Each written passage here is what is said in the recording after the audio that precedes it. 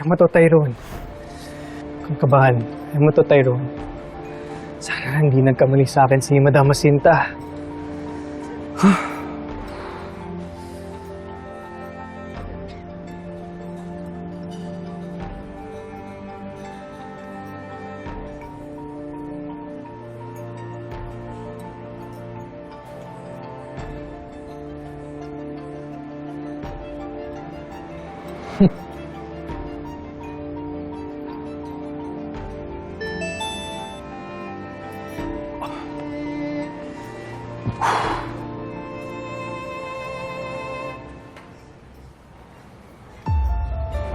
Excuse me.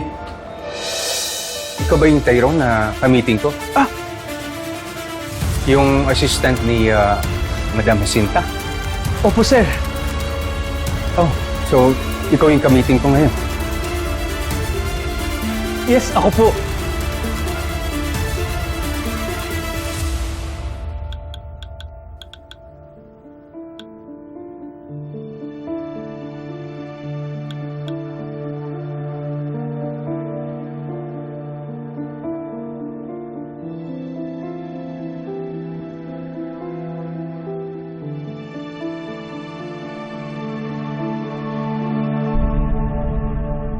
Tulungan na kita.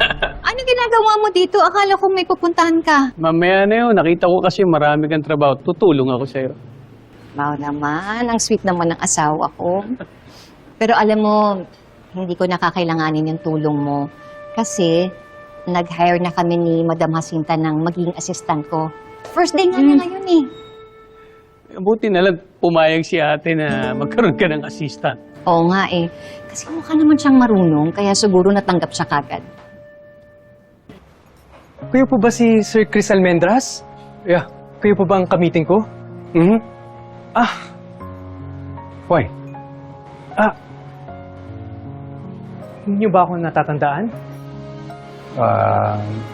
Sorry pero nagkakilala na ba tayo? Opo, sir.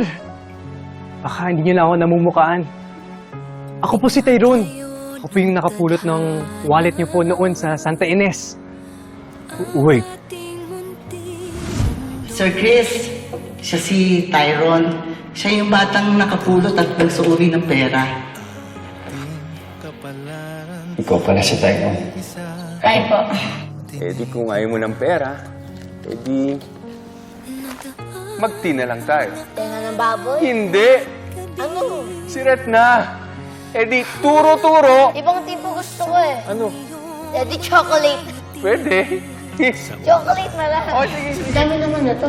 I-take out na lang natin. Take out? Nakakaya naman po. I-take out ko pa. Tyrone! Opo. Yung ganito kaliit sa Santa Ines, yung makulit? Na matakaw? Tama po. Ikaw yun? Ako po yun. Nasa Manila ka na? Binata ka na, laki mo na. Sir, kaya naman po parang wala nagbago sa itsura niyo. Parang di kayo tumatanda. Binobola mo ako, ha? Ay, hindi po, sir. Totoo po yun. Dahil to sa vitamin T. Vitamin T. Vitamin T? Vitamin chocolate? Nalala niyo po yun, Chocolate. Joke ko po yun, Oo nga. Ay, iwan mo na yan. Huwag nang bahala dyan. Oh, Dumating na yung bago mong assistant. ay, ako tamang-tama. Ipapakilala kita. Oo. Diyan na daw. Halika, pasok ka na. Magandang araw, Rosel. Melania. Si Darius yung asawa ko. Darius, si Melania. Melania,